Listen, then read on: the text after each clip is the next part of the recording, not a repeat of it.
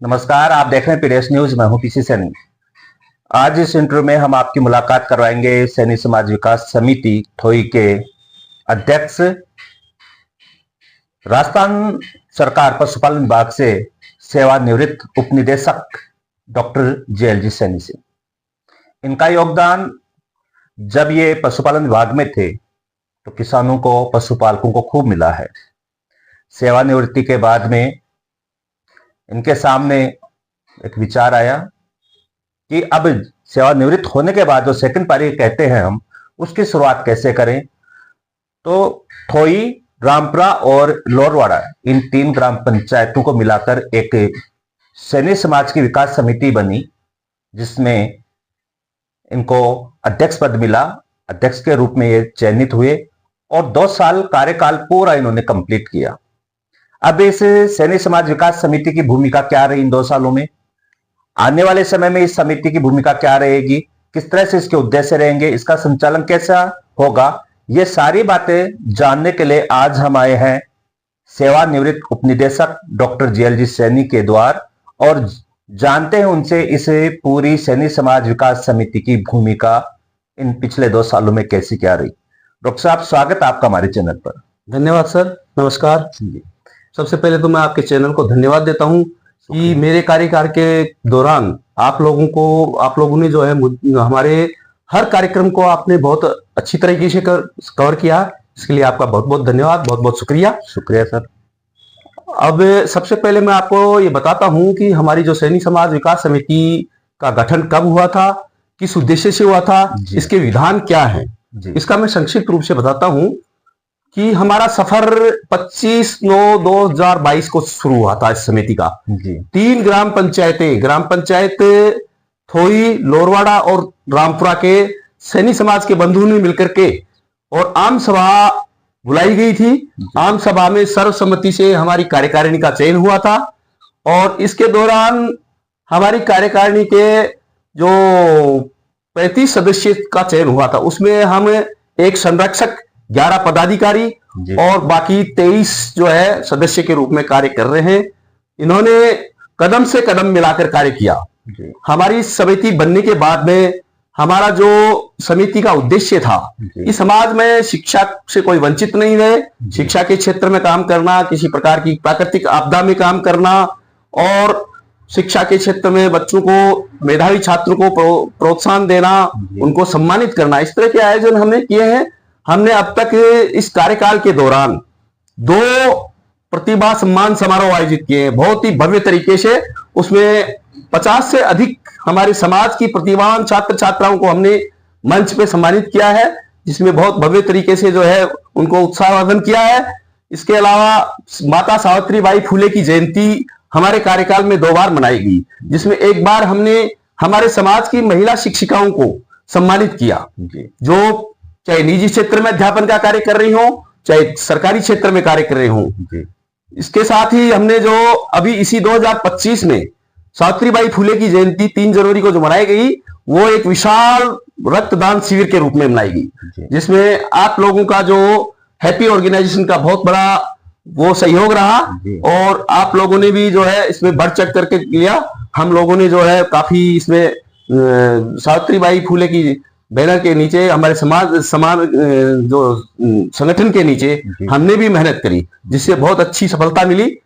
अब इसके अलावा बीच के अंदर दरमियान जो भी हमारे कार्यक्रम हुए, चाहे समाज के कार्यक्रम, चाहे राज्य स्तर का हो, चाहे जिला स्तर के हो, उसमें हमने बढ़ चढ़ करके भाग लिया। जिस प्रकार जैसे जून 2023 के अंदर जो माली महासंगम कार्यक्रम हुआ, इसमें करीब 1000 के लगभग हमारे यहाँ से जो है प्रतिनिधि समाज के विद्याधर नगर स्टेडियम में पहुंचे थे और हमारी वहां पूरे जो है उसमें थोड़ी की एक बहुत बड़ी आवाज बुलंद करी थी कि इतनी सारी संख्या में लोग आए हैं। 11 बसों में और 20-25 छोटी गाड़ियों में सवार होकर के यहाँ से हमारे जो है समाज के बंधु बहुत जोर शोर से गए थे। उसके बाद में चाहे झुंझुनू का माली चेतना रैली हो, चाहे उदयपुर आटी का आरक्षण आंदोलन हो, चाहे भरतपुर का आरक्षण, हमारा प्रतिनिधित्व हमारे यहाँ के समाज के बंधुओं ने, हमारे यहाँ के कार्यकर्ताओं ने बहुत बढ़ चढ़ कर भाग लिया, मुझे उत्साहवर्धन करते रहे, जिससे आप लोगों के सहयोग से पूरे समाज के सहयोग से, हमारे कार्यकारिणी के सहयोग से जो हम कार्य करते रहे। तो कार्यकारिणी में मैंने बताया कि कुल हमारे 35 सदस्यों की कार्यकारिणी है, उसमें एक संरक्षक है, 11 हमारे पदाधिकारी और 23 हमारे सदस्यगण हैं।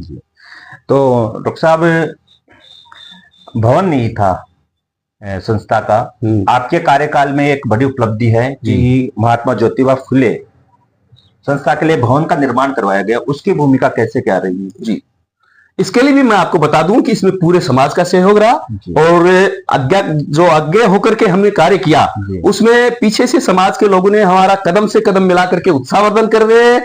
जो आबादी भूमि में नाडा में जो भूमि पड़ी थी, वहां लोगों ने स्वेच्छा से जो है समाज के लिए समर्पित किया और हमें उत्साहवर्धन किया कि आप ये भूमि लीजिए और समाज के लिए इसका विकास कीजिए, डेवलप कीजिए।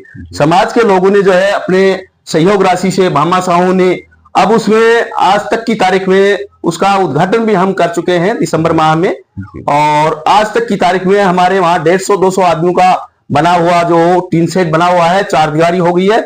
दूसरी बात मैं आपको बता दूं, मैं धन्यवाद देता हूं वर्तमान सरपंच साहब को भी, इन्होंने भी ग्राम पंचायत के हिसाब से हमारे वहां के सुविधाओं के लिए, लेट्रिन बाथरूम के लिए जो है पैसा सैंक्शन करवा करके और उन्होंने उनका निर्माण कार्य पूरा करवाया। साथ ही उसके अंदर जो है इंटरलॉक का टाइल का जो आंगना करवाया। आज हमारे पास एक 150-200 आदमियों का बड़ा टीन शेड है, सुविधाएं हैं, पानी का टैंक है, बैठने के लिए ऑफिस है, एक भंडार रूम है। हालांकि उसका काम अभी तक थोड़ा सा अधूरा है, लेकिन वो आप लोगों के सहयोग से मुझे अपेक्षा है कि अब जो आप लोग जो और अगर हमें सहयोग देंगे, भामाशाह और देंगे, तो उसका और भी अच्छा डेवलपमेंट हम करेंगे। डॉक्टर साहब, आपके इस 2 साल के कार्यकाल में समाज को लेकर ऐसी कौन सी समस्याएं आपके सामने आई कि जिनके ऊपर आगे आने वाले समय में भी विचार किया जाना चाहिए? देखिए, हमारा जो उद्देश्य था इसका समिति गठित करने का, उसका सारी समाज की समस्याओं को समग्र रूप से लेकर के साथ चलने का ही था। लेकिन मेरा जो अनुभव रहा 2 साल का, ठीक है, उसमें समाज के सभी लोगों ने जो भी मैंने प्रस्ताव किया, प्रस्ताव रखा, समाज के लोगों ने प्रस्ताव रखा। हमारी जो त्रैमासिक मीटिंगें होती थी, द्वैमासिक त्रैमासिक मीटिंगें, हम साल में 4 मीटिंगें अनिवार्य रूप से करते थे। तो उसमें जो भी प्रस्ताव आए हमने उनको लिए। एक थोड़ा सा मैं ये चाहता हूं कि समाज में जो आपसी मनमुटाव है, उस तरह की समस्याएं, निजी तौर पर समस्याएं हैं, वो खूब प्रकार की समस्याएं आती हैं। मैं चाहता हूं कि उन समस्याओं का निराकरण यहीं मिल बैठ करके करें, आपस की समझाइश से करें। छोटी मोटी समस्याएं नहीं होती हैं, वो कोई बहुत बड़ी समस्याएं नहीं होती है। किसी प्रकार की कोई द्वेषता की भावना से, कोई ईर्ष्या की भावना से, इस तरह की छोटी मोटी है, कोई जैसे मान लो सिंगरौली की है, किसी बंटवारे की है, किसी प्रकार की, तो ये अच्छी बात है। खैर, हमारे सामने आई है, उनको हमने हर संभव जो है उनको समाधान करने का प्रयास किया है। देखिए सर, हमारे पास क्या है, समाज के 5 आदमियों का जो डेलीगेशन करके, गठन करके, वो दोनों पक्षों की सुन करके और न्यायप्रिय जो फैसला करते हैं, ठीक है, उसमें लोग कई बार क्या है मान भी लेते हैं, कई बार नहीं भी मानते हैं। तो हमारा काम मुख्य रूप से समझाइश करना है। किसी प्रकार का कोई भी समस्या समाज की हो, मनमुटाव हो, कोई छोटी मोटी हमारे स्तर की हो, तो हमने चाहते हैं कि किसी प्रकार की वो जो है कोर्ट कचहरियों में जाए। ये समाज की जाजिम है, समाज के ऊपर ही बैठ करके आपसी समझाइश करके उसका समाधान करना चाहिए। हर हमने प्रयास भी किया है, बहुत सारे जो है हमने इस तरह के उदाहरण में एक एक गिनाऊंगा, समय का थोड़ा अभाव है, इसलिए जो मैं एक एक ने बना के ये एक जो समस्या समग्र रूप से आई है उसका मैंने बताया। तो सब जो भी कार्यक्रम हुआ समिति के बैनर के तले, जैसे कि 2 बड़े आयोजन हुए आपके इस कार्यकाल में, तो उनकी तैयारियों को लेकर हमने भी पड़ताल किया है आपके बारे में कि आप रात को 2-2, 3-3 बजे उसकी मॉनिटरिंग करते रहते थे, प्रारूप बनाना, फिर सोशल मीडिया के माध्यम से सूचना देना, तो बिल्कुल एक्टिव आप रहते थे। तो बिल्कुल इस उम्र में ये कैसे क्या पॉसिबल हुआ? बिल्कुल सर, ये सब लोग हमारे मेरे समाज के लोगों के, मेरे कार्यकारिणी के सदस्यों के द्वारा उत्साहवर्धन के कारण से मैं लगा रहा और सभी लोगों ने मेरा साथ भी दिया। ये बात सही है, किसी भी आयोजन को सफलतापूर्वक करने के लिए उसकी कम से कम 15-20 दिन पहले रूपरेखा बनानी पड़ती है। जैसे जैसे समय नजदीक आता है उसके अनुसार जो है हमें काम करना पड़ता है कि उसकी एक बार रिहर्सल करनी पड़ती है, किसी प्रकार की कोई कमी नहीं रह जाए। लोगों से आपस में मीटिंग करनी पड़ती है, समाज के और प्रबुद्ध लोगों को भी बुला करके, समाज की कार्यकारिणी के लोगों को बुला करके, और उनसे जो भी किसी प्रकार की जो है सुझाव आते हैं, उन सुझावों को हमने संज्ञान में लिया है। उनको हमने दरकिनार नहीं किया, न किसी प्रकार का कोई ये कि भाई ये गलत सुझाव, उस पर संज्ञान पूरा लेकर के जो है उसमें जो भी बदलाव हम कर सकते थे जो अनुशासनात्मक बदलाव हो सकते थे उसी हिसाब से हमने किया और बहुत ही अनुशासन तरीके से एकदम हमने जो है सटीक जो उनका सफल आयोजन किया। समाज के युवाओं को भी आप हर अंधविश्वास से दूर रखने का आपने प्रयास किया है इन 2 साल में, तो अंधविश्वास से युवाओं को दूर रखने की इस भूमिका को आप किस रूप में देख रहे हो? मैं युवाओं को आह्वान करता हूं कि ज्यादा रूढ़िवादी प्रथाओं से और ये जो पद यात्राएं करते हैं, कांवड़ यात्राएं करते हैं, मैं इनका पुरजोर विरोध करता हूं। युवाओं का अब समय है पढ़ने का, भक्ति का करने का, उनका बहुत आगे समय बचा है। आस्था की बात है, मैं तो किसी प्रकार की आस्था या किसी प्रकार की भावनाओं पर ठेस नहीं पहुंचाता हूं। अपनी अपनी आस्था अपने पास है, करिए, उसकी कोई बात नहीं, लेकिन अंधविश्वास रूप से होकर के, रूढ़िवादी के तरीके से होकर के, और जो ये युवा अभी समय खराब करते हैं, पद यात्राओं में करते हैं, किसी भंडारों में करते हैं, किसी प्रकार की जो है ये अपने ध्वजा यात्रा ले जाते हैं, ये उनका समय नहीं है। कांवड़ यात्रा ले जाती है, ये उनका समय सिर्फ पढ़ने का और सिर्फ पढ़ने का है। और मेरा ये संदेश है कि वो पढ़े, आगे बढ़े। और महात्मा ज्योतिबा फुले और माता सावित्रीबाई फुले ने उस समय, आज से 200-300 साल पहले जब शिक्षा का अलग जगाया था, उसको आज साकार करें। अपनी शिक्षा के माध्यम से ही कुछ हासिल कर सकते हैं। जो भी प्रोग्रेस हुई है, जो भी उन्नति हुई है, किसी भी समाज को उठा करके देख लिए, अपने भी समाज को, शिक्षा ही एक ऐसा माध्यम है जिसके द्वारा आप आगे बढ़ सकते हैं। तो इसलिए मैं युवाओं का तो यही आह्वान करता हूं कि वो सबसे पहले अपनी पढ़ाई को जोड़ दे, पढ़ाई पर। सैनी समाज विकास समिति का भविष्य आप किस रूप में देख रहे हैं? मैं समाज समिति का, हमारी जो समिति है, इसका भविष्य में ये देखता हूं कि इसका विधान के अनुसार जो हम विधान हमने बनाया है कि हर 2 साल का कार्यकाल एक कार्यकारिणी को होने के पश्चात नई कार्यकारिणी का गठन हम करेंगे। निष्पक्ष रूप से और पारदर्शिता से हम जो है कार्य करते रहेंगे। तो मैं आगे भी चाहता हूं कि ये जो समिति बनी है वो स्थायी रूप से है। इस समिति का हम जो है पंजीकरण भी करवाने जा रहे थे, लेकिन जिला की अदला बदली के कारण से हमारा पंजीकरण का कार्य अटक गया।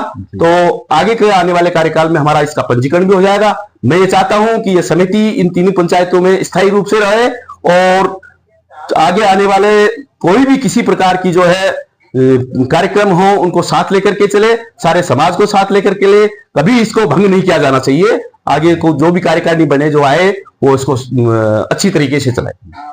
तो सर, ये जो समितियां बनती है समाज की, चाहे कोई सी भी समाज की हो, तो इन समितियों का समाज को फायदा होता है या नहीं? आपके नजरों में क्या है? बिल्कुल, जब समाज हमारा साथ देता है, समाज में किसी प्रकार का वंशता नहीं, किसी प्रकार की पक्षपात नहीं है, कार्यकारिणी जो पक्षपात नहीं करे, कार्यकारिणी पारदर्शिता से और ईमानदारी से और कर्तव्य निष्ठा से कार्य करती है, तो निश्चित रूप से वो एक समाज को सही दिशा में ले जाती है, निश्चित रूप से समाज को आगे बढ़ाएगी। लेकिन कार्यकर्ता उसके ऐसे होने चाहिए जो ईमानदारी से कार्य करे, कर्तव्य निष्ठा से करे, पारदर्शिता से करे, निष्पक्ष रूप से करे। एक अध्यक्ष होने के नाते आपको किसी भी कार्यक्रम को लेकर या इसे इतनी बड़ी समिति को चलाने के लिए आपके सामने एक बहुत बड़ी चुनौती भी रहती है कि बुजुर्ग भी होते हैं, इसमें युवा भी होते हैं, तो किस तरह से तालमेल बनाया आपने इन 2 साल? देखिए, हमने तालमेल बनाया। हमारे इसमें कार्यकारिणी में बुजुर्ग भी हैं, वयोवृद्ध लोग भी हैं। तो सबसे पहले मैं मेरे नौजवान साथियों से तो ये अपील करता हूं कि उनकी तो हमें ऊर्जा चाहिए इस कार्यकारिणी को या इस समिति को हमें आगे चलाने के।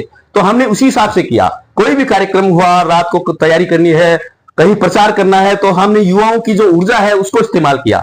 बुजुर्ग जो हमारे समाज के हैं, गणमान्य हैं, उनका हमने मार्गदर्शन प्राप्त करते रहे। तो बुजुर्गों का मार्गदर्शन और युवाओं की ऊर्जा जब साथ लेकर के चलेंगे तो वो कार्यक्रम सफल होंगे, चाहे अपने समाज का हो, चाहे किसी भी समाज का हो। ये हमारा इसमें एक हमारी दार्शनिकता है, हमारी फिलोसॉफी है। इस फिलोसॉफी से काम करते हैं।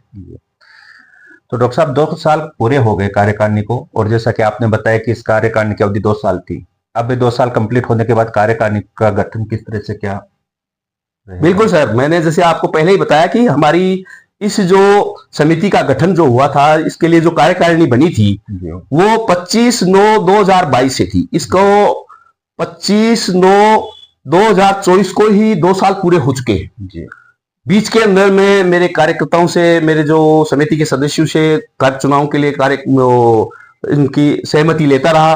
फिर बीच में क्या है कि ब्याह शादियों की वजह से लोगों ने अपनी व्यवस्था बताई, सबने ये कहा, सबने सुझाव दिए कि साहब इसको थोड़ा सा और पोस्टपोन करो, थोड़ा और करो, बीच में मलमास है और है शादियों का। इस हिसाब से हमारा ये 3-4 महीने का अधिक समय निकल गया है। तो इसका जो 2 साल का कार्यकाल जो पूरा होने के बाद में अब हमने इसके विधान के अनुसार इस कार्यकारिणी को जो है भंग कर नई कार्यकारिणी की चुनाव की तारीख जो है हमने ऐलान कर दिया था, वो ठीक आज से 15 दिन 10 दिन पहले किया गया था। जी। यानी हमने नोटिफिकेशन जारी करके और सबको अवगत करा रहा है। हमारे सारे व्हाट्सएप के ग्रुपों के माध्यम से जो हमारे समाज के बने हुए हैं, उनसे लोगों को जो है आगे की तारीख के लिए, जो है आगे की चुनाव कार्यकारिणी के लिए चुनने के लिए उनको किया गया है। आगे की जो कार्यकारिणी की जो तारीख हमने रखी है वो 23 मार्च 2025 है।